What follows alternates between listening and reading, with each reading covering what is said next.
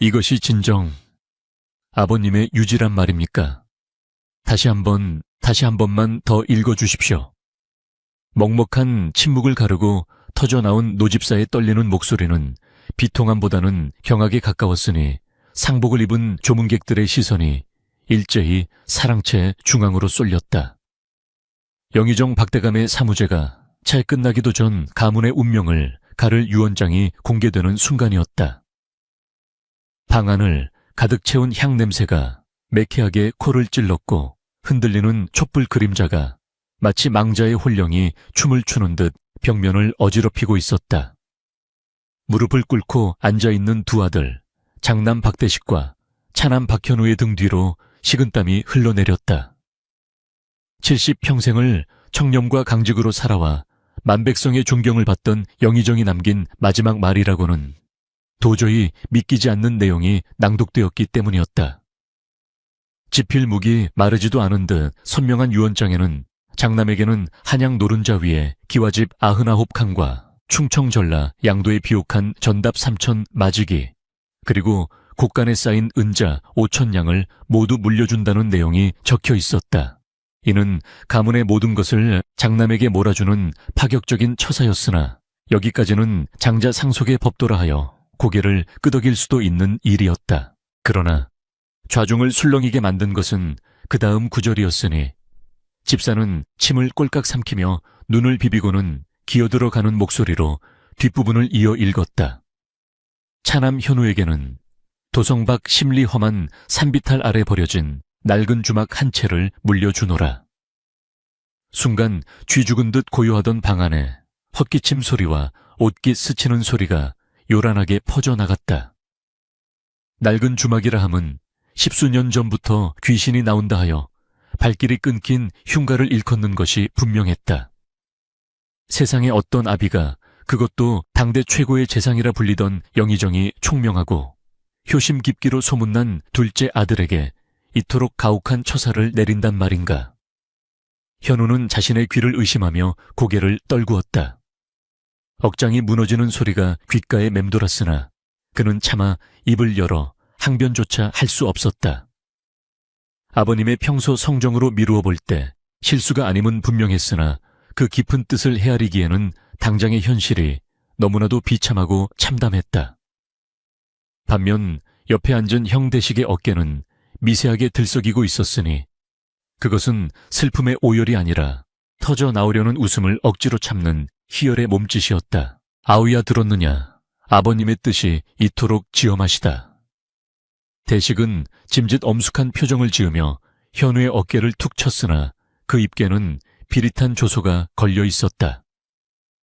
네가 평소 시와 서화에 능하고 풍류를 즐기니 저작거리의 주막이라도 운영하며 세월을 낚으라는 아버님의 깊은 배려가 아니겠느냐. 하하, 귀신이 나온다는 흉흉한 소문이 있기는 하다만 내 놈의 그 고고한 기상이라면 귀신도 감동하여 술상을 차려줄지 누가 알겠느냐. 대식의 비아냥거림은 비수처럼 현우의 가슴에 꽂혔다.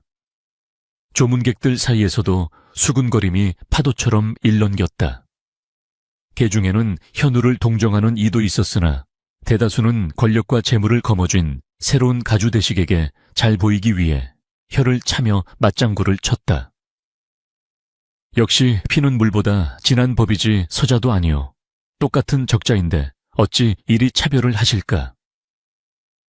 필시 둘째 도련님이 아버님 눈밖에 날 짓을 저지른 게야. 아니면 영의정 대감께서 노망이라도 드셨던가. 날카로운 말들이 현우의 등 뒤로 쏟아졌고 그는 주먹을 꽉 쥐어 손톱이 살을 파고드는 고통으로 치밀어 오르는 울분을 삼켰다. 유언장 낭독이 끝나고 사람들이 썰물처럼 빠져나간 뒤 텅 빈 사랑채에는 정막만이 감돌았다. 현우는 아버지가 생전에 즐겨 앉으시던 보료를 하염없이 바라보았다. 불과 열흘 전 임종을 앞둔 아버지는 현우의 손을 꼭 잡고 알 수 없는 미소를 지으셨더랬다. 현우야, 너는 흙 속에서도 꽃을 피울 아이니라. 내 뜻을 원망치 말고 그 안에서 길을 찾거라. 그때의 그 말씀이 이런 뜻이었단 말인가. 버려진 주막 무너져가는 석가래와 잡초만 무성한 그곳에서 대체 무슨 길을 찾으란 말인가. 현우의 눈시울이 붉어졌으나 그는 끝내 눈물을 보이지 않았다. 아버지가 내린 시련이라면 그 또한 감내해야 할 몫이라 여겼다. 그는 자리에서 일어나 천천히 방을 둘러보았다. 어린 시절 형과 함께 뛰놀던 대청마루 글 읽는 소리가 낭낭하게 울리던 서재, 어머니의 손길이 닿았던 안채의 기둥들. 이제 이 모든 것은 형의 소유가 되었고 자신은 이 집에서 더 이상 머물 명분조차 없는 객식구가 된 셈이었다. 밤이 깊어 삼경에 이르자 현우는 조용히 자신의 처소로 돌아와 짐을 꾸리기 시작했다. 화려한 비단옷과 값비싼 장신구는 모두 두고 무명옷 몇 벌과 평소 아끼던 책 몇 권, 그리고 북과 벼루만을 챙겨 보찜을 쌌다. 문 밖에서는 하인들이 분주하게 움직이며 내일부터 바뀔 집안의 주인에게 줄을 서느라 소란스러웠다. 개 짖는 소리조차 처량하게 들리는 밤, 현우는 문갑 위에 놓인 작은 거울을 바라보며 자신의 얼굴을 들여다보았다. 수척해진 얼굴, 퀭한 눈, 그러나 그 눈동자 깊은 곳에는 아직 꺼지지 않은 불씨가 남아있었다. 그는 거울 속 자신에게 나직이 속삭였다. 그래, 쫓겨나는 것이 아니다. 내 발로 나가는 것이다. 아버님이 주신 것이 비록 폐허일지라도 그것이 내 몫이라면 내 방식대로 살아낼 것이다. 결심을 굳힌 그의 손길이 단호하게 보찜의 매듭을 지었다. 이튿날 새벽동이 트기도 전에 현우는 대문을 나섰다. 새벽 안개가 자욱하게 깔린 마당에는 설이 내린 풀잎들이 차갑게 빛나고 있었다. 대청마루 끝에 서서 이 모습을 지켜보던 대식은 뒷짐을 진 채 거만하게 내려다보았다. 잘 가거라 아우야. 내 인심 써서 주막까지 갈 노잣돈이나 좀 쥐어주려 했는데 내 놈 자존심에 받지 않을 것 같아 그만두었다. 혹여나 굶어 죽게 생기면 언제든 찾아오너라. 부엌대기 일자리 하나쯤이야 못 만들어 주겠느냐. 형의 모욕적인 언세도 현우는 뒤돌아보지 않고 정중하게 허리를 숙여 작별의 예를 표했다. 형님, 부디 강건하시고 가문을 잘 이끄시옵소서. 아버님의 명예에 누를 끼치는 일이 없도록 살피고 또 살피셔야 할 것입니다. 뼈있는 한마디를 남기고 현우는 육중한 대문을 밀어 젖혔다. 끼익 하는 둔탁한 소리와 함께 문이 열리고 차가운 새벽 공기가 그의 얼굴을 때렸다. 도성 밖으로 향하는 길은 멀고도 험했다. 사람들의 발길이 닿지 않아 자풀이 허리춤까지 자라난 오솔길을 헤치며 걷는 현우의 신발은 금세 진흙투성이가 되었다. 등 뒤로 멀어지는 한양도성의 웅장한 성곽이 아침 햇살을 받아 붉게 타오르는 것을 보며 그는 만감이 교차하는 심정을 억눌렀다. 평생을 금지옥엽으로 자란 그에게 거친 길바닥은 낯설고 두려운 세상이었다. 지나가는 행인들은 그의 남루한 행색을 보고 혀를 차거나 양반 자제가 무슨 사연으로 절이 되었나 수군거렸다. 그러나 현우는 그들의 시선을 의식하지 않고 묵묵히 걸음을 옮겼다. 그의 머릿속에는 오로지 아버지가 남긴 그 주막에 대한 생각뿐이었다. 도대체 그곳에 무엇이 있기에 아버지는 유언장 마지막 줄에 그토록 간곡하게 그곳을 지키라 명하셨을까?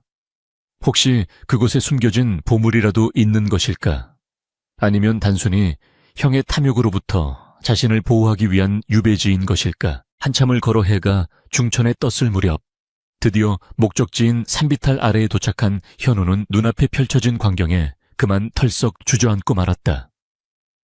유언장에서 낡은 주막이라 표현했던 것은 그나마 점잖은 표현이었다. 눈앞에 있는 것은 건물이 아니라 흉물에 가까웠다. 지붕의 기와는 반 이상 깨져 하늘이 뻥 뚫려 있었고 흙벽은 무너져 내려 앙상한 갈비뼈 같은 석가래가 훤히 드러나 있었다. 마당에는 잡초가 사람 키만큼 자라 있었고 썩은 나무 기둥 사이로 들쥐들이 뻔뻔하게 드나들었다. 이곳이 내 유산이란 말인가? 현우의 입에서 허탈한 탄식이 흘러나왔다. 바람이 불 때마다 주막은 금방이라도 쓰러질 듯 위태로운 비명소리를 질렀다. 주막 입구에 걸려있는 현판은 반쯤 떨어져 나가 캐캐. 자, 하나만 간신히 매달려 덜렁거리고 있었다. 그때였다. 무너진 담벼락 뒤에서 부스럭거리는 소리가 들리더니 꾀죄죄한 몰골의 노인이 튀어나왔다. 그는 현우를 보자마자 화들짝 놀라며 뒷걸음질 쳤다. 뉘시오, 여기는 귀신이 나오는 집이요. 당장 떠나시오. 젊은 양반, 노인의 말에 현우는 쓴웃음을 지으며 보찜을 고쳐맸다. 귀신이 나오든 도깨비가 나오든 오늘부터 이곳은 내 집이오. 그리고 내가 이곳의 주인이오. 현우의 단호한 목소리에 노인은 눈을 동그랗게 뜨고 그를 쳐다보았다. 양반의 기품이 흐르는 얼굴과 어울리지 않는 결기 어린 눈빛. 현우는 무너진 살인문을 걷어차고 마당으로 들어섰다. 먼지가 자욱하게 일어났지만 그는 손으로 코를 막지 않았다. 오히려 깊게 숨을 들이마시며 썩은 지푸라기 냄새와 곰팡이 냄새를 폐부 깊숙이 받아들였다. 주막의 내부는 더욱 처참했다. 바닥에는 깨진 술독 조각들이 뒹굴고 있었고 부엌 아궁이는 무너져 내려앉아 있었다. 방 안을 들여다보니 천장에 매달린 거미줄이 마치 거대한 그물처럼 방 전체를 뒤덮고 있었다. 현우는 보찜을 내려놓고 소매를 걷어붙였다.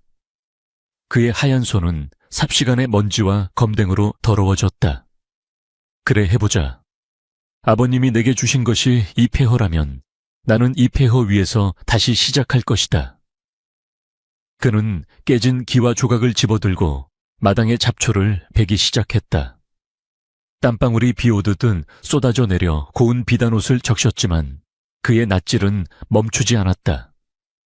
지나가던 바람이 그의 땀을 식혀주었고 멀리서 들려오는 산사의 소리가 그의 유일한 벗이 되어주었다. 해가 뉘엿뉘엿 넘어가고 어둠이 깔리기 시작할 무렵 현우는 겨우 누울 자리 하나를 마련했다.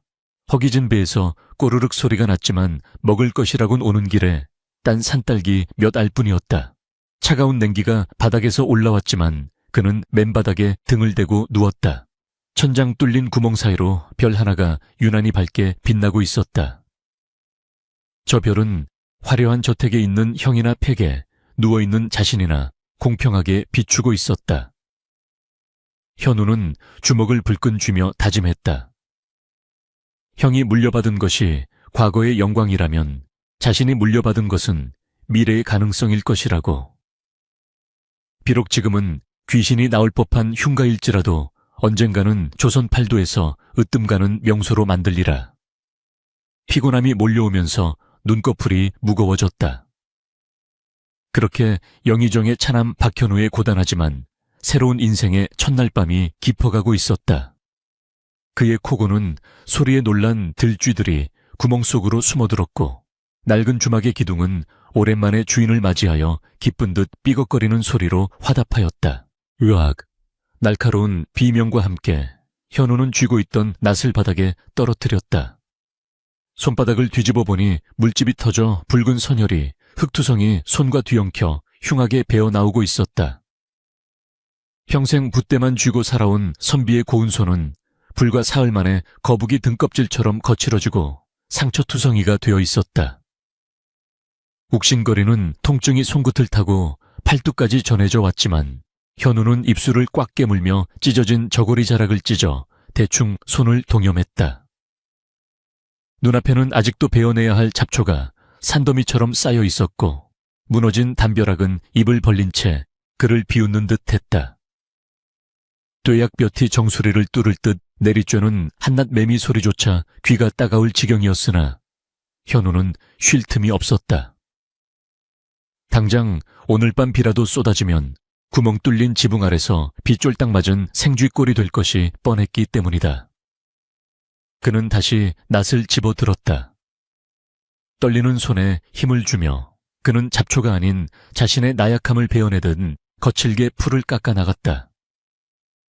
흙먼지가 풀풀 날려 땀에 젖은 얼굴에 달라붙었고 목구멍에서는 단내가 진동했다. 그 시각 한양 도성 안에서 가장 화려하다는 기생집 취월로의 별채에서는 정반대의 풍경이 펼쳐지고 있었다. 비단으로 장식된 방 안에는 산의 진미가 상다리가 휘어지도록 차려져 있었고 기름진 고기 굽는 냄새와 달콤한 술 냄새가 진동하여 정신을 혼미하게 만들었다. 자, 드시지요. 박대감하니 이제는 이 나라 최고의 거부가 되셨으니 대인이라 불러야 마땅하겠군요. 붉은 관복을 입은 사내들이 아첨 섞인 웃음을 흘리며 술잔을 권했다. 그 중앙에는 박대식이 짐짓 거만한 표정으로 앉아 기생이 따라주는 술을 단숨에 들이켜고 있었다. 허허, 이 사람아, 거부라니 과찬일세. 그저 조상덕에 굶지 않고 사는 것뿐이지. 말은 겸양을 떨었으나 그의 목소리에는 우쭐함이 가득했다. 대식의 옆에는 눈매가 뱀처럼 가늘고 찢어진 사내최 진사가 앉아 교활한 눈빛으로 대식의 표정을 살피고 있었다. 그는 슬며시 대식의 귀에 입을 가져다 대고 속삭였다. 대인적이 보이는 저 옥판이 이번에 청나라에서 들어온 진귀한 물건인데 대인의 격조에 딱 어울리지 않습니까? 값이 좀 나가긴 합니다만 대인 같은 분이 아니면 누가 감히 소유하겠습니까? 대식은 최진사가 가리키는 곳을 곁눈질로 힐끗 보았다. 번쩍이는 옥 장식품은 한눈에 봐도 값이 수천냥은 나갈 듯했다. 평소 같으면 엄두도 못 낼 물건이었으나 이제 그의 곳간에는 은자가 산처럼 쌓여 있지 않은가. 게다가 주위의 시선이 모두 자신을 향해 있었다. 여기서 돈을 아끼는 모습을 보인다면 체면이 구겨질 일이었다. 그깟 옥판 하나가 뭐 대수라고. 여봐라, 당장 저것을 내 방으로 옮겨라. 값은 나중에 집사에게 청구하고. 대식의 호기로운 외침의 기생들은 환호성을 질렀고 최 진사의 입계는 비릿한 미소가 번졌다. 술잔이 돌고 분위기가 무르익을수록 대식의 판단력은 흐려져 갔다. 그는 자신이 쓴 돈이 아버지 평생의 녹봉보다 많다는 사실을 까맣게 잊은 채 간신들이 파놓은 함정 속으로 깊숙이 발을 들여놓고 있었다. 그들은 단순한 유흥을 넘어 조정의 인사청탁과 이권 개입이라는 더러운 거래를 대식의 이름으로 진행하려 하고 있었다. 다시 도성 밖 낡은 주막. 해가 뉘엿뉘엿 넘어가고 땅거미가 질 무렵 현우는 지쳐 쓰러질 듯한 몸을 이끌고 부엌으로 들어갔다. 아군기에 불을 지피려 했으나 젖은 장작은 매캐한 연기만 내뿜을 뿐 좀처럼 타오르지 않았다. 콜록콜록 눈물과 콧물이 범벅이 된 채 부직갱이를 휘젓던 현우는 순간 울컥하고 서름이 복받쳐 올랐다. 불과 며칠 전까지만 해도 따뜻한 아랫목에서 하인이 차려오는 밥상을 받던 그였다. 배고픔과 고단함, 그리고 무엇보다 처절한 외로움이 뼈에 사무쳤다. 그는 검게 그을린 얼굴을 소매로 닦으며 중얼거렸다. 이깟 불 하나 못 피워서야 어찌 천하를 논하겠는가. 그는 다시 숨을 고르고 바닥에 떨어진 마른 건불을 모아 불씨를 살렸다. 미약하지만 따스한 온기가 아궁이 속에서 피어오르자 현우의 마음에도 작은 희망의 불꽃이 일었다. 겨우 밥을 지어 허기를 달랜 현우는 주막 기둥에 기대앉아 잠시 숨을 돌렸다. 그때 주막 앞을 지나던 행상인들이 웅성거리는 소리가 들려왔다. 어이, 저기 봐. 저게 그 영의정댁 둘째 아들이라며. 쯧쯧거리 말이 아니구만. 거지가 다 되었어. 형은 도성 안에서 돈을 물쓰듯 쓴다던데 동생은 다 쓰러져가는 주막에서 귀신이랑 살림을 차렸나 보네.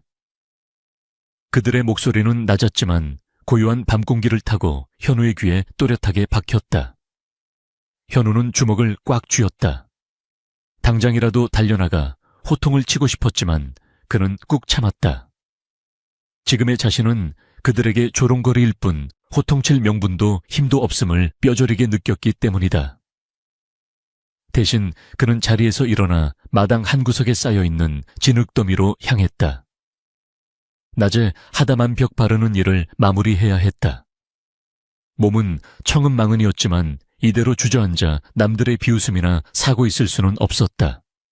달빛 아래서 묵묵히 흙을 개는 그의 그림자가 길게 늘어졌다. 밤이 깊어 삼경이 지날 무렵 갑자기 하늘이 번쩍이더니 우르릉 쾅 하는 천둥 소리가 세상을 뒤흔들었다. 곧이어 양동이로 퍼붓는 듯한 폭우가 쏟아지기 시작했다. 안 돼. 현우는 비명을 지르며 방 안으로 뛰어들었다. 그러나 예상대로 천장 곳곳에서 빗물이 줄줄 새어 들어오고 있었다. 바닥에 놓아둔 책들이 젖어 들어가자 현우는 황급히 옷가지로 책을 덮고 빗물을 받을 그릇을 찾으러 부엌으로 달렸다. 깨진 독이라도 받쳐보려 했으나 새는 곳이 한두 군데가 아니었다. 밖에서는 비바람이 몰아쳐 갓바른 흙벽이 씻겨 내려가고 있었다. 사흘간의 노력이 물거품이 될 위기였다. 현우는 망설임 없이 밖으로 뛰쳐나갔다. 차가운 빗줄기가 온몸을 강타했고 발은 진흙탕에 푹푹 빠졌다. 그는 사다리를 타고 지붕 위로 올라갔다. 미끄러운 기와를 밟고 위태롭게 중심을 잡으며 그는 미리 준비해둔 집단으로 구멍난 지붕을 덮기 시작했다. 비바람은 거세게 몰아쳐 현우의 몸을 흔들었다. 미끄러운 지붕 위에서 몇 번이나 굴러떨어질 뻔했으나 그는 석가래를 부여잡고 버텼다. 손톱이 깨지고 무릎이 까져 피가 흘러도 아픔을 느낄 새가 없었다. 아버님, 도대체 왜 제게 이런 시련을 주십니까? 이것이 진정 저를 위한 길입니까? 빗소리에 섞여 터져나온 현우의 절규는 허공으로 흩어졌다. 눈물인지 빗물인지 모를 것이 볼을 타고 흘러내렸다. 그러나 하늘은 대답이 없었고 오직 차가운 비만이 그의 뜨거운 원망을 식혀주었다. 한참을 사투를 벌인 끝에 겨우 큰 구멍들을 막은 현우는 지붕 위에서 탈진하여 대자로 뻗었다. 온몸이 덜덜 떨려왔지만 빗소리가 조금 잦아든 것을 느끼며 그는 묘한 안도감을 느꼈다. 적어도 오늘 밤 이 주막이 무너지는 것은 막아낸 것이다. 다음 날 아침 비가 그친 주막은 처참한 몰골이었으나 햇살은 눈부시게 비쳐들었다. 현우는 젖은 옷을 말리며 마당에 나와 기지개를 켰다. 그때 며칠 전 보았던 그 꾀죄죄한 노인이 살인문 앞에 서서 그를 지켜보고 있었다. 노인은 뒷짐을 진 채 혀를 끌끌 찼다. 양반님 내가 밤새 용을 쓰더구만. 지붕이 그게 뭐여 짚을 그리 엮으면 바람 한 번에 다 날아가오. 노인의 핀잔에 현우는 발끈했지만 곰곰이 생각해보니 틀린 말이 아니었다. 그는 겸손하게 고개를 숙이며 물었다. 어르신, 제가 일머리가 없어 그렇습니다. 혹시 제대로 엮는 법을 가르쳐 주실 수 있으신지요? 현우의 정중한 태도에 노인은 짐짓 놀란 눈치였다. 콧대 높은 양반이 천한 늙은이에게 고개를 숙이다니. 노인은 헛기침을 몇 번 하더니 마당으로 들어와 집단을 집어들었다. 에잉 보시오.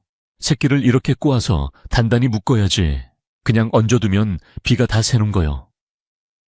내 딱해서 가르쳐주는 것이니 잘 보시오. 그날부터 현우는 노인을 스승삼아 집 수리하는 법을 배우기 시작했다. 흙반죽에 지푸라기를 섞어야 갈라지지 않는다는 것, 기둥 밑에 소금을 묻어야 벌레가 먹지 않는다는 것 등 책에서는 배울 수 없는 산지식들이었다.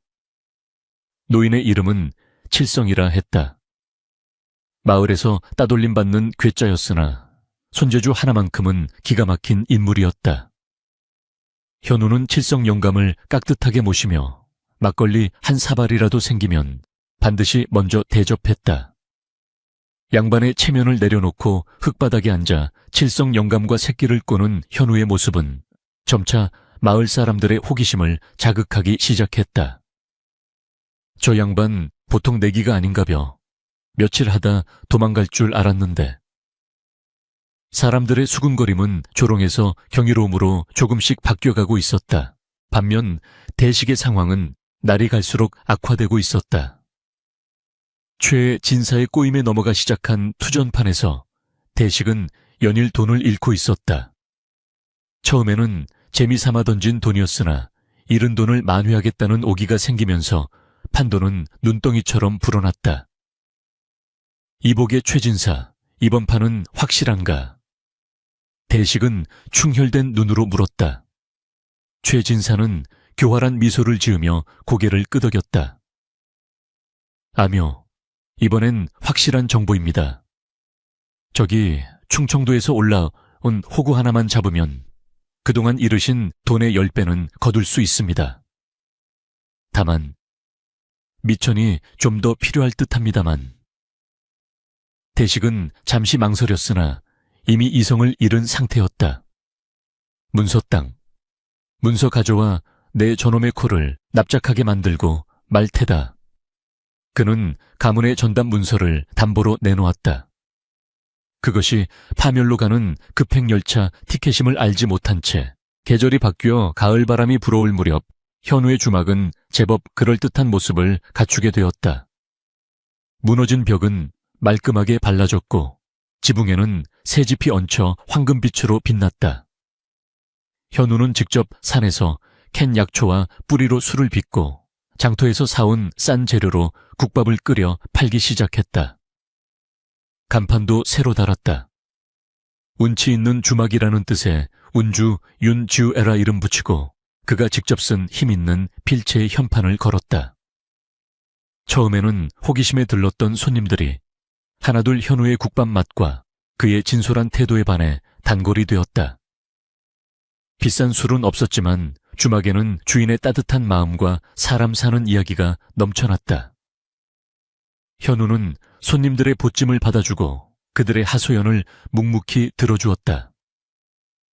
과거 영의정의 아들이라는 껍데기를 벗어던지고 인간 박현우로서 세상과 마주하기 시작한 것이다.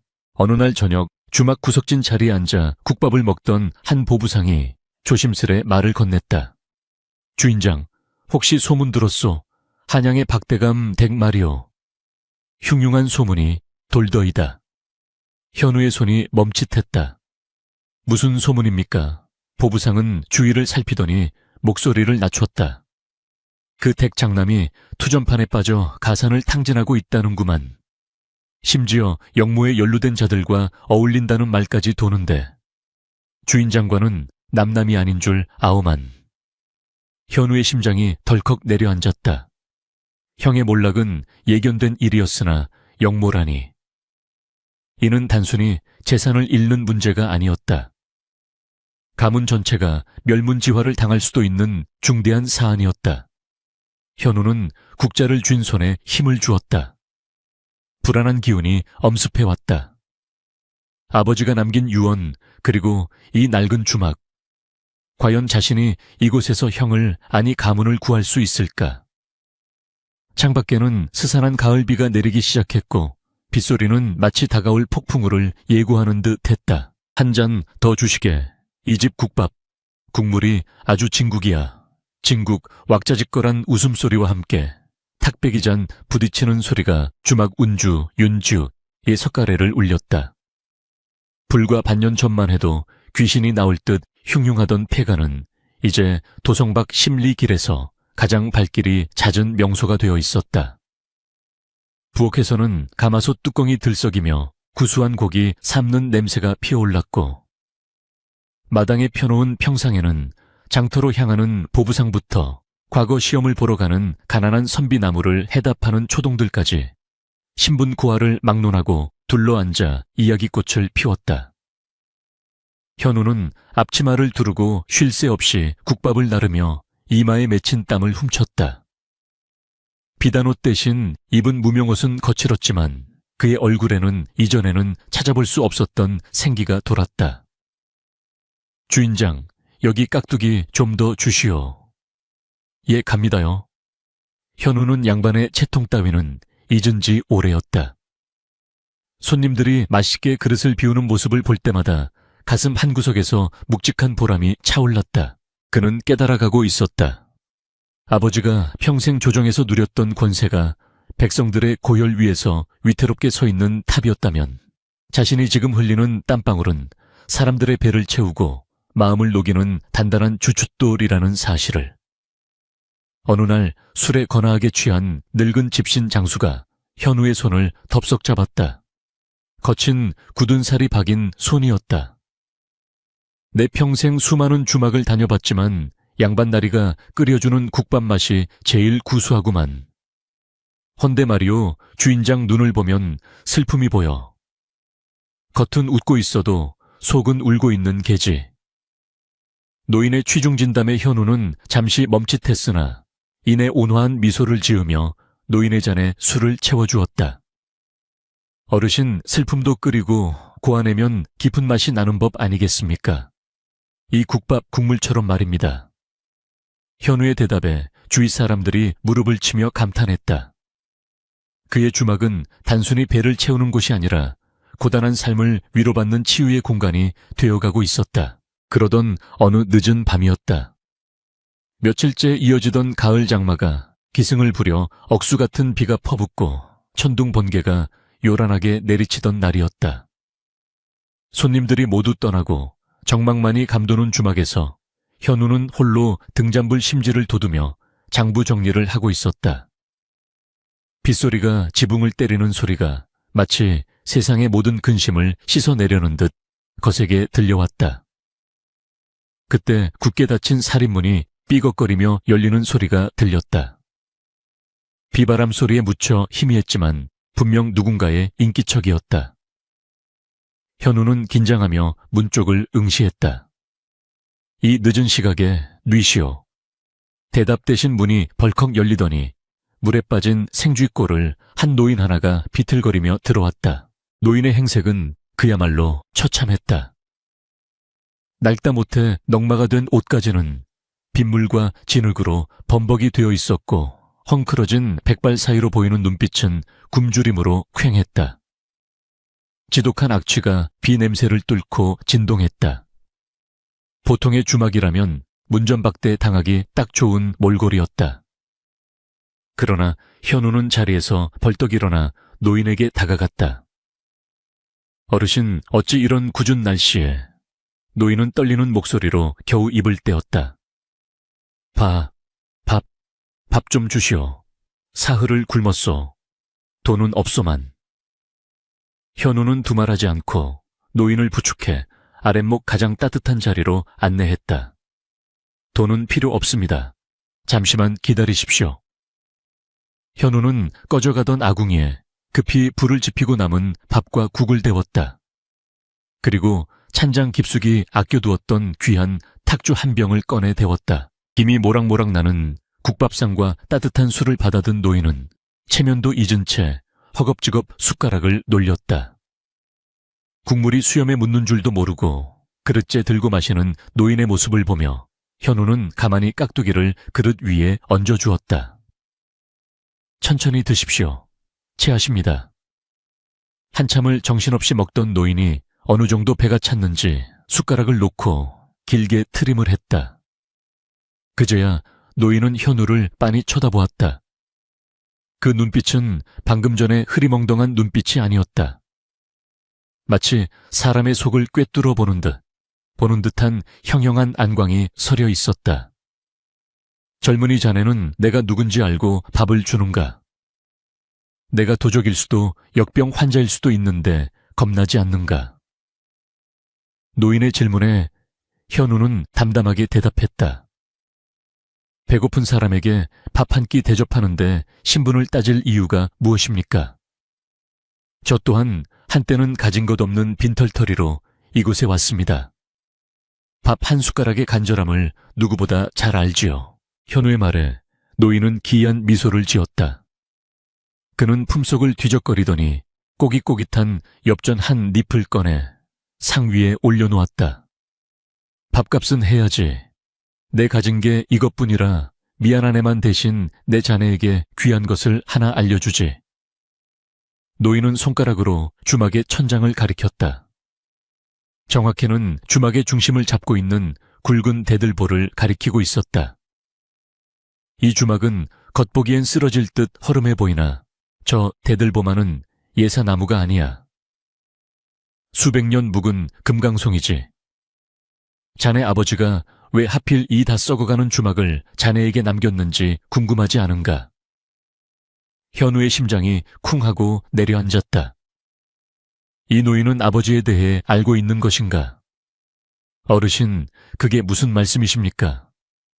아버님을 아십니까? 현우가 다급하게 물었으나 노인은 빙긋 웃으며 자리에서 일어났다.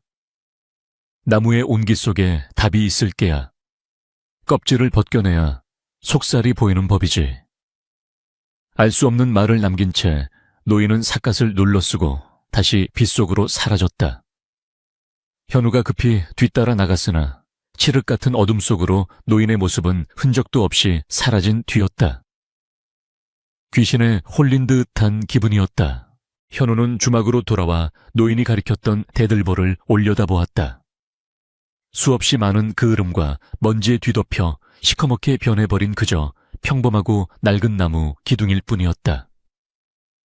그러나 노인의 말은 귓가에서 떠나지 않고 맴돌았다. 온기 속의 답이 있다. 현우는 사다리를 가져와 대들보 위로 올라갔다. 등잔불을 가까이 대고 나무 표면을 샅샅이 살폈다. 겉보기엔 그저 낡은 나무였으나 자세히 보니 기둥 뒤쪽 사람의 눈이 잘 닿지 않는 구석진 곳에 부자연스러운 온기 자국 하나가 보였다. 마치 누군가 인위적으로 나무를 파내고 다시 끼워 맞춘 듯한 미세한 틈이 있었다. 현우의 손이 떨리기 시작했다. 그는 끌을 가져와 조심스럽게 온기 틈을 벌렸다.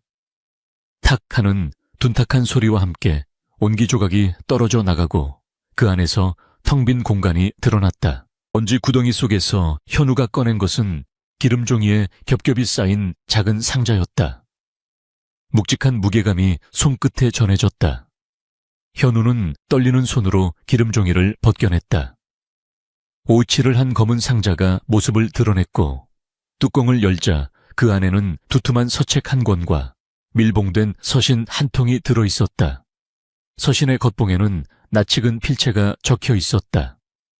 차남 현우에게. 아버지의 글씨였다. 현우는 숨을 멈추고 서신을 뜯었다.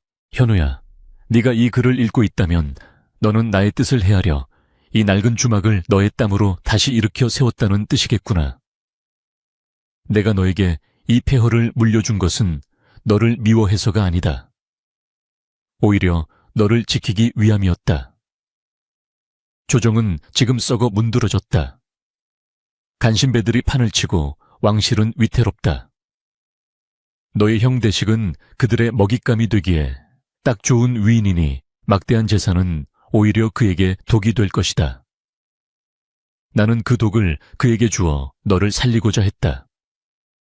현우의 눈에서 눈물이 주르륵 흘러내렸다. 아버지의 가혹해 보였던 처사가 사실은 뼈를 깎는 고뇌 끝에 나온 결단이었음을 알게 된 것이다. 그는 계속해서 편지를 읽어 내려갔다. 이 상자 안에 든 서책은 내가 평생을 바쳐 조사한 조정 대신들의 비리장부, 치부책, 치부채 이다. 그리고 그 아래 깔린 붉은 비단은 선왕 전하께서 내게 하사하신 왕실의 위기를 구할 때 쓰라 명하신 밀지미 지비야 이다. 이것들이 세상에 드러나면 너는 목숨을 위협받을 것이다. 허나 언젠가 나라가 어지러워지고 너의 형이 위기에 처했을 때 이것이 너와 가문을 구하고 나아가 사직을 구할 유일한 방도가 될 것이다. 그때까지는 쥐 죽은 듯 살아라.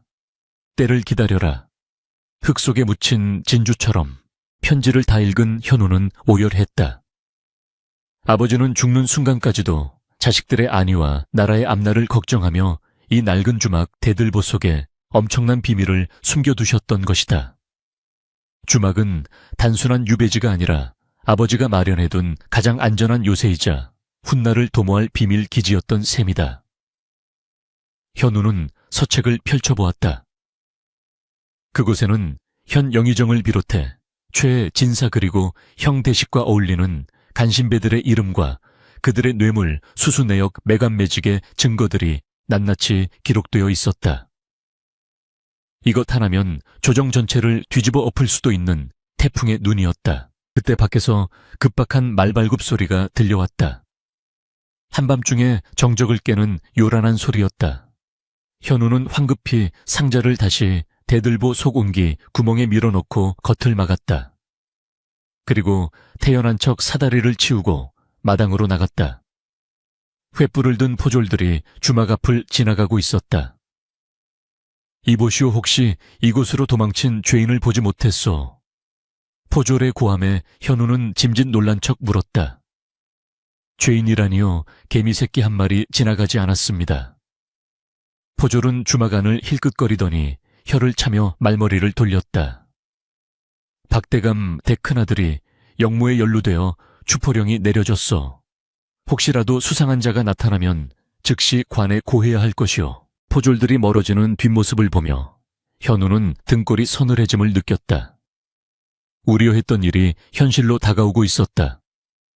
형 대식이 드디어 함정에 빠진 것이다. 현우는 어둠 속에서 주먹을 불끈 쥐었다.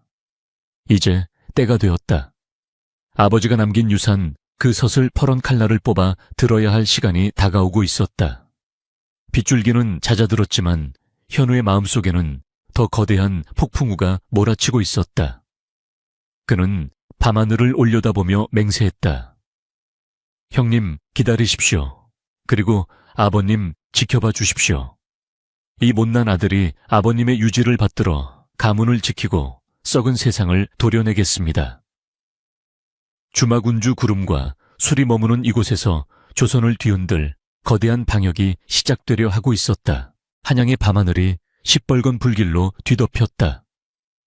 영의정 박대감 가문의 대저택 그 99칸 기와집 곳곳에 관아의 압류 딱지가 붙고 횃불을 든 포졸들이 마치 사냥개처럼 앞마당을 휘젓고 있었다.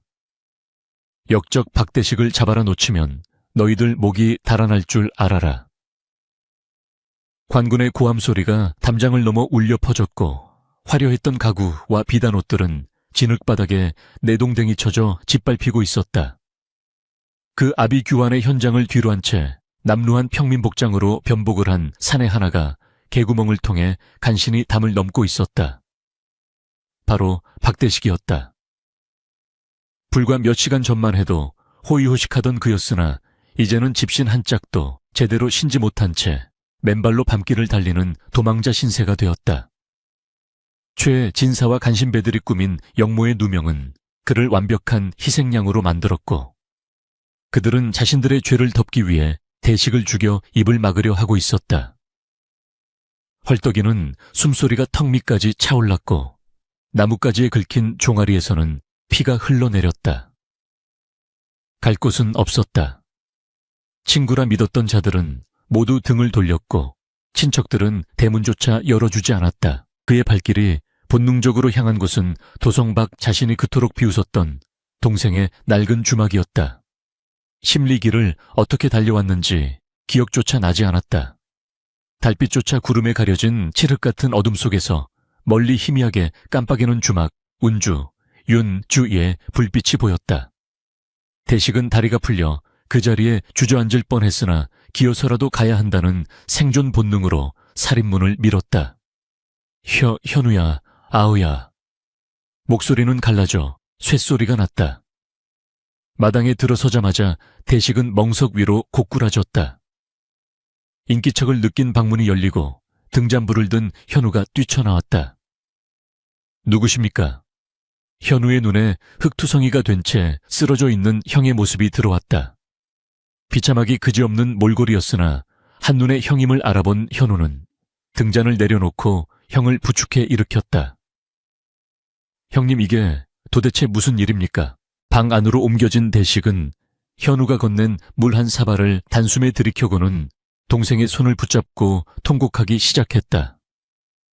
아우야, 내가 어리석었다. 아버님의 유산을 지키기는커녕 간신배들에게 소가 역적이 되고 말았어. 놈들이 나를 죽이려 한다. 제발 나를 좀 숨겨다오. 대식의 눈물과 콧물이 범벅이 되어 현우의 옷소매를 적셨다. 예전에 거만하던 모습은 온데간데 없고 죽음의 공포에 질린 나약한 인간만이 남아있었다. 현우는 그런 형을 말없이 안아주었다. 걱정 마십시오. 이곳은 아버님께서 형님을 위해 남겨두신 마지막 보루입니다. 누구도 형님을 해치지 못할 것입니다. 현우의 단호한 목소리의 대식은 고개를 들어 동생을 바라보았다. 자신이 버려진 땅이라 조롱했던 이곳이 자신을 살릴 유일한 안식처가 될 줄이야. 대식은 가슴을 치며 후회의 눈물을 쏟아냈다. 그러나 형제의 재회는 오래가지 못했다. 멀리서 말발굽 소리와 함께 수십 개의 횃불이 주막을 향해 다가오고 있었다. 최진사가 이끄는 사병들과 매수된 포졸들이었다. 이놈 박대식 쥐새끼처럼 여기 숨어있을 줄 알았다. 최진사의 날카로운 목소리가 주막 앞마당을 쩌렁쩌렁 울렸다. 당장 나와라. 나오지 않으면 이 주막째로 불을 질러버리겠다. 대식은 사시나무 떨듯 떨며 이불 속으로 파고들었다. 현우야, 저놈들이 왔다. 나는 이제 죽은 목숨이다. 현우는 두려움에 떠는 형의 어깨를 단단히 잡았다. 형님, 두려워 마십시오. 이제부터는 제가 형님을 지킵니다. 아버님의 뜻이 무엇이었는지 저들에게 똑똑히 보여줄 것입니다. 현우는 벽장에 숨겨두었던 5.7 상자를 꺼내 들었다. 그리고 품속에 치부책과 밀지를 단단히 챙긴 뒤 굳게 닫힌 방문을 열고 마당으로 나섰다. 수십 명의 사병들이 칼을 빼들고 주막을 포위하고 있었고 그 중앙에는 최진사가 말 위에서 거만하게 내려다보고 있었다. 오호, 내 놈이 그 새님 같은 차남이냐. 형을 내놓아라. 그러면 너는 살려주마. 최진사의 비웃음에 현우는 한치의 흐트러짐도 없이 그를 노려보았다. 여기가 감히 어디라고 함부로 칼을 들이대는가. 이곳은 영의정 박대감의 혼이 깃든 곳이다. 현우의 섯을 퍼런 일갈에 사병들이 멈칫했다. 평소 유약해 보이던 서생의 기세가 아니었다. 최진사는 코웃음을 쳤다. 죽은 영의정 타령이라니 꼴값이 가관이구나. 여봐라, 저놈을 베어버리고 방을 뒤져라. 매용초로용초라.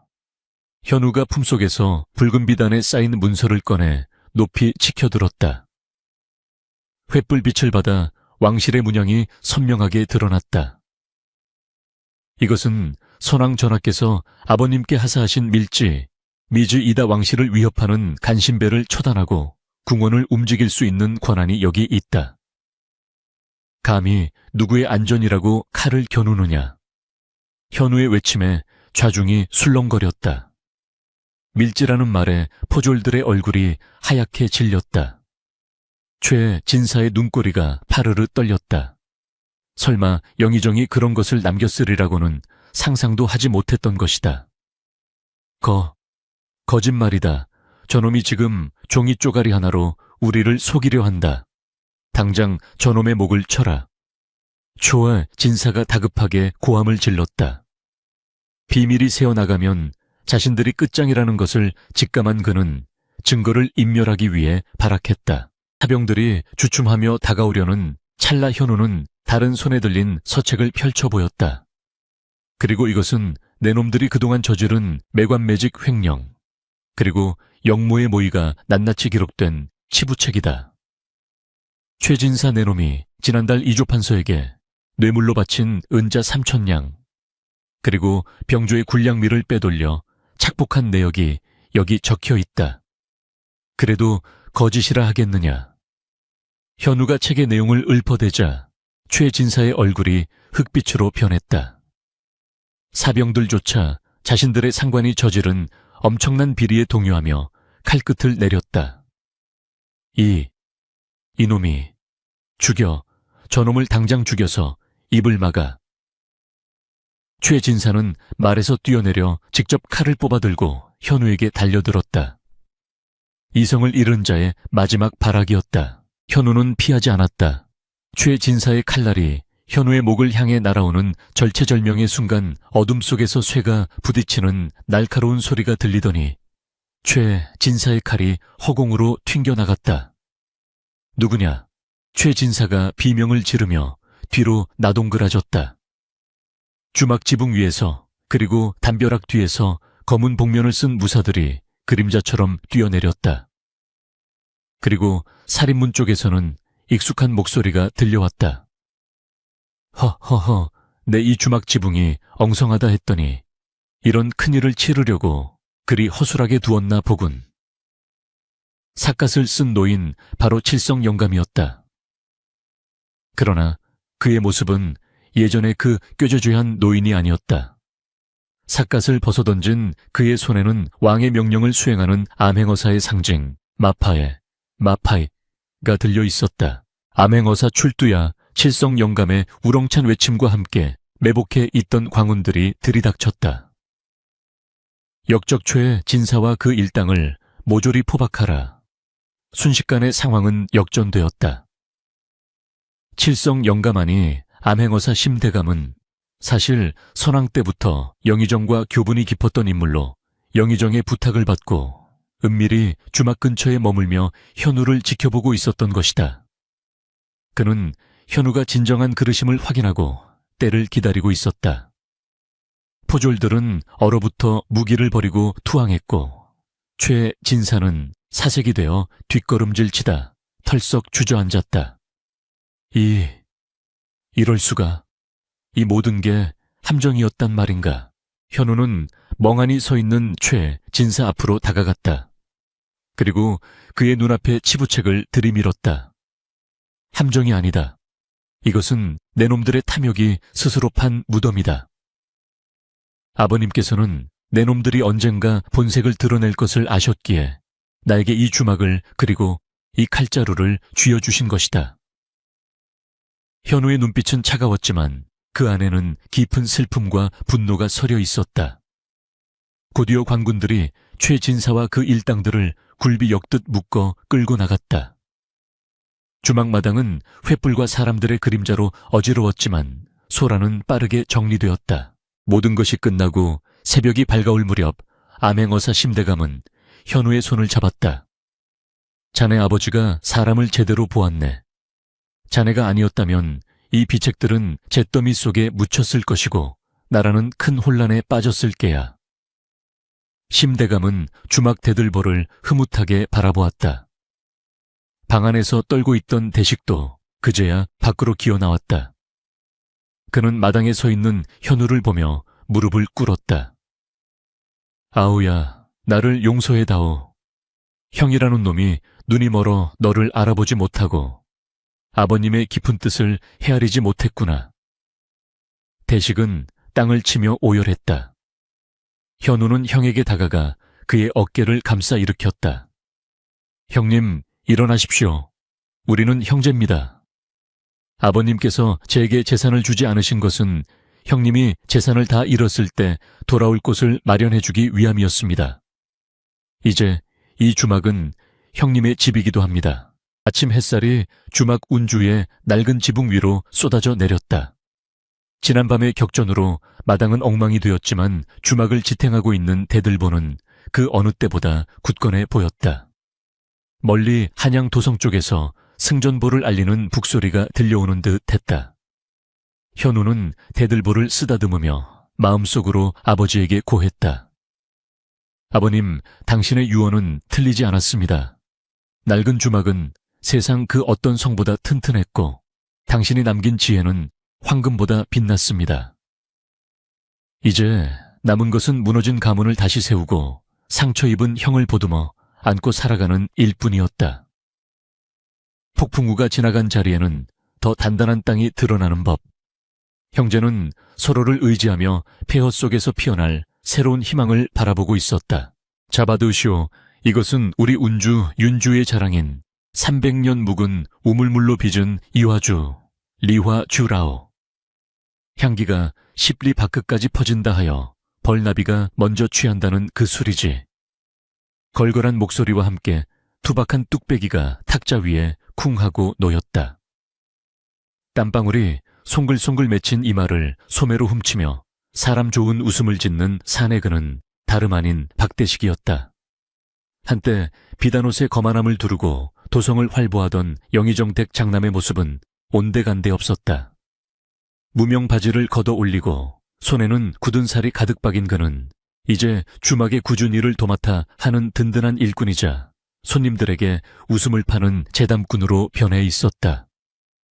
봄바람에 흩날리는 벚꽃 잎들이 주막 마당을 수놓고 평상마다 앉은 손님들의 얼굴에는 근심 대신 평온함이 감돌았다.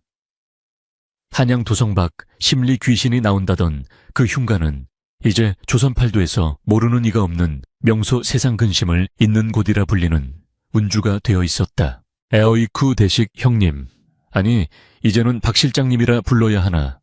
술맛이 예전보다 더 기가 막힙니다. 그려 단골 손님인 장터 포목점. 주인이 너스레를 떨자 대식은 손사래를 치며 껄껄 웃었다. 실장은 무슨 그저 밥값 하는 머슴이지. 예전에는 술맛을 혀로만 알았는데 내 손으로 직접 쌀을 씻고 누룩을 띄워보니 이제야 비로소 술이 땀과 정성으로 빚어진다는 걸 알겠네. 자, 안주 식기 전에 어서 드시게. 대식의 얼굴은 햇볕에 그을려 검게 탔지만 기름진 음식과 술에 찌들어 붓기만 했던 예전 얼굴보다 훨씬 건강하고 맑아 보였다. 그는 주방 쪽을 향해 힘차게 소리쳤다. 아우야, 여기 안주 떨어졌다. 그 맛깔난 도토리묵 좀 넉넉히 무쳐내오거라. 주방 안쪽에서 예 형님 금방 나갑니다. 하는 맑은 대답이 돌아왔다. 현우는 앞치마를 두른 채 능숙한 솜씨로 묵을 썰고 양념장을 끼얹었다. 그의 곁에는 이제 그의 아내가 된 마을 서당 훈장의 딸 연화가 다소곳이 채소를 다듬고 있었다. 지난 3년이란 세월은 형제에게 많은 것을 가져다 주었다. 영모 사건이 해결된 후 조정에서는 현우의 공로를 치하하며 높은 관직을 제수하려 했다. 죽은 영의정의 명예가 회복되고 가문이 다시 일어설 기회였으나 현우는 정중히 그 모든 것을 거절했다. 소인은 흙먼지 날리는 이 주막이 좋습니다. 백성들의 희로애락이 살아 숨쉬는 이곳에서 형님과 함께 아버님의 유지를 받들며 살아가겠습니다. 임금은 그의 깊은 뜻을 가상히 여겨 청렴한 선비가 머무는 집이라는 뜻의 친필 현판을 하사하는 것으로 아쉬움을 달랬다. 애질 역이 되어 손님들이 하나둘 썰물처럼 빠져나가고 주막에 고즈넉한 저녁 평화가 찾아왔다. 형제는 마당 한가운데 놓인 평상에 마주 앉았다. 칠성 영감하니 심대감이 보내온 귀한 차를 우려 마시며 두 사람은 붉게 타오르는 노을을 바라보았다. 주막 뒤편으로 펼쳐진 대나무 숲에서 사각거리는 바람소리가 들려왔고 처마 끝에 매달린 풍경이 은은하게 울렸다. 대식은 찻잔을 만지작거리며 입을 열었다. 현우야, 참으로 이상한 일이지. 예전에는 99칸 대저택에 살면서도 늘 가슴이 허전하고 불안했어. 더 가지고 싶고 남들에게 뺏길까 두려워 잠을 못 이루었지. 헌데 지금은 가진 것이라곤 이 낡은 주막 한 채와 내 두 팔뿐인데 어찌 이리 마음이 편안하고 가득 찬 기분인지 모르겠다. 현우는 형의 말에 잔잔한 미소를 지었다. 형님, 그것이 바로 아버님께서 우리에게 가르쳐 주시려던 것이 아니겠습니까? 재물은 고여있는 물과 같아서 가만히 두면 썩거나 마르지만 땀 흘려 얻은 보람은 샘물과 같아서 퍼내도 마르지 않는 법이지요. 대식은 고개를 끄덕이며 눈시울을 붉혔다. 내가 그걸 깨닫기까지 너무 먼 길을 돌아왔다. 네가 아니었다면 나는 지금쯤 형장의 이슬로 사라졌거나 평생을 원망 속에 살다가 객사했을 게야. 아버님이 너에게 전 재산을 주지 않고 이 폐가를 준 것은 사실 나를 살리기 위함이었고 너를 믿으셨기 때문이겠지. 대식의 목소리가 떨렸다. 지난날의 과에 대한 참회와 동생에 대한 고마움이 뒤섞인 진심이었다. 형님 자책하지 마십시오. 비가 온 뒤에 땅이 굳어진다고 했습니다. 형님이 겪으신 그 시련들이 있었기에 지금의 단단한 형님이 계신 것입니다. 보십시오. 저 대들보를. 현우가 손가락으로 주막의 중심을 잡고 있는 대들보를 가리켰다. 저 나무도 산속에서 비바람을 맞고 눈보라를 견뎌냈기에 저토록 단단한 강송, 강송. 이 되어 우리 집을 지탱하고 있지 않습니까? 형님은 이제 우리 주막의 아니, 우리 가문의 대들보이십니다. 현우의 따뜻한 위로의 대식은 눈물을 훔치며 환하게 웃었다. 그래, 내가 이 주막의 대들보가 되어야지. 네가 지붕이라면 나는 기둥이 되어 평생 너를 받쳐주마. 그때 살인문 밖에서 아이들의 왁자지껄한 소리가 들려왔다. 서당을 마치고 돌아오던 아이들이 주막 앞을 지나가며 노래를 부르고 있었다. 운주주막 박서방네, 술맛 좋고 인심 좋네. 형님은 뚝딱뚝딱, 아우님은 글을 읽네. 아이들의 천진난만한 노래 가사에 형제는 마주보며 폭소를 터뜨렸다. 세상의 평판이나 권세가 무슨 소용이랴. 아이들의 입에서 불리는 저 노래 한 소절이야말로 그들이 이 세상에 뿌리 내리고 잘 살아가고 있다는 가장 확실한 증거였다. 현우는 자리에서 일어나 마당 한켠에 심어놓은 매화나무로 다가갔다. 3년 전 그가 처음 이곳에 왔을 때 심었던 작은 묘목이 어느새 제법 굵어져 꽃망울을 터뜨릴 준비를 하고 있었다. 밤이 깊어지자 형제는 주막문을 닫고 안채로 들어갔다. 방 안에는 아버지가 남긴 유품인 벼루와 붓이 정갈하게 놓여 있었다. 현우는 먹을 갈고 붓을 들었다. 그리고 하얀 화선지 위에 글귀를 써 내려갔다. 유산, 이 차는 재물이 아니오, 정신, 징신이다. 먹물이 스며드는 종이를 바라보며 현우는 아버지 영의정 박대감의 모습을 떠올렸다. 차갑고 엄격해 보였던 아버지의 눈빛 속에 숨겨져 있던 그 깊고 뜨거운 사랑을 이제야 온전히 이해할 수 있었다. 아버지는 자식들에게 안락한 독배 대신 고되지만 생명력 넘치는 흙을 물려주신 것이다. 그 흙 속에서 형제는 스스로 씨앗을 틔우고 뿌리를 내려 그 어떤 태풍에도 쓰러지지 않는 거목으로 자라났다. 다음 날 아침 여느 때와 다름없이 주막의 하루가 시작되었다. 대식은 새벽같이 일어나 마당을 쓸고 물을 뿌렸고 현우는 아궁이에 불을 지피고 육수를 끓였다. 아침 햇살이 주막의 낡은 기와지붕 위로 쏟아져 내리며 황금빛 윤슬을 만들어냈다. 지나가던 나그네가 멈춰서서 주막을 바라보며 말했다. 허참으로 기이하군. 다 쓰러져가는 집 같은데 어찌 이리 서기가 서려 있고 활기차 보인단 말인가. 그 말대로 주막 운주는 더 이상 낡은 폐가가 아니었다. 세월의 흔적은 고스란히 남아있었지만 그 틈새마다 형제의 땀과 웃음, 그리고 사람들의 온기가 채워져 세상에서 가장 아름다운 궁전으로 빛나고 있었다. 점심 무렵이 되자 뜻밖의 손님이 찾아왔다. 화려한 가마가 주막 앞에 멈추더니 조정의 높은 관리가 내렸다. 그는 현우를 찾아와 정중히 예를 갖추며 말했다. 박처사 전하께서 그대의 지혜를 빌리고자 하시네. 나라의 가뭄이 들어 백성들이 고통받고 있는데 그대가 만든 구황작물 재배법이 큰 효과가 있다 들었네. 부디 백성을 위해 그 비법을 전수해 주시게. 현우는 주저하지 않고 소매를 걷어붙였다. 백성을 살리는 일이라면 어찌 마다하겠습니까? 제 비법이랄 게 뭐 있겠습니까마는 이 주막 뒤 텃밭에서 겪은 경험을 모두 나누겠습니다. 현우가 관리와 함께 텃밭으로 향하자 대식은 흐뭇한 표정으로 그 뒷모습을 바라보았다. 동생은 이제 조정에 나가지 않고도 이 작은 주막에서 세상을 경영하고 있었다. 그날 저녁 주막 마당에서는 작은 잔치가 열렸다.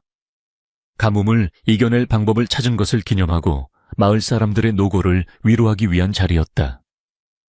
현우와 대식은 마을 사람들에게 술과 고기를 아낌없이 베풀었다. 칠성 영감도 어느새 자리에 끼어 걸걸한 입담으로 좌중을 웃음바다로 만들었다. 달이 중천에 떠올라 세상을 환하게 비추자 현우는 술잔을 들어 올렸다. 자, 여러분, 오늘 이 술잔에 담긴 것은 술이 아니라 우리의 희망입니다. 비록 가진 것은 넉넉지 않아도 서로 나누고 의지하는 마음만 있다면 우리는 그 어떤 부자보다 풍요롭습니다. 건배, 견배, 사람들의 함성이 밤하늘로 퍼져나갔다. 웃음소리와 노랫소리가 어우러져 주막을 감쌌다. 현우는 문득 고개를 들어 밤하늘을 올려다보았다. 수많은 별들 사이에서 유난히 반짝이는 별 하나가 그를 내려다보고 있는 듯했다. 아버님, 보고 계십니까? 당신이 물려주신 이 낡은 주막에서 우리는 비로소 진짜 부자가 되었습니다. 물질의 노예가 아닌 삶의 주인이 되었습니다. 현우의 눈가에 맑은 눈물이 맺혔지만 입게는 더할 나위 없는 행복한 미소가 번졌다. 바람이 불어와 주막 처마 끝 풍경을 흔들었다. 댕그랑 댕그랑. 그 맑은 소리는 마치 아버지의 웃음소리처럼 그리고 형제의 앞날을 축복하는 노랫소리처럼 길게 여운을 남기며 퍼져나갔다. 세월은 흐르고 또 흘러먼 훗날 사람들은 그곳을 형제 주막이라 불렀다. 영의정의 아들들이 콧대 높은 권위를 버리고 낮은 곳에서 꽃피운 진정한 삶의 터전. 그 이야기는 입에서 입으로 전해져 전설이 되었고 아버지가 자식에게 물려줘야 할 진정한 유산이 무엇인지를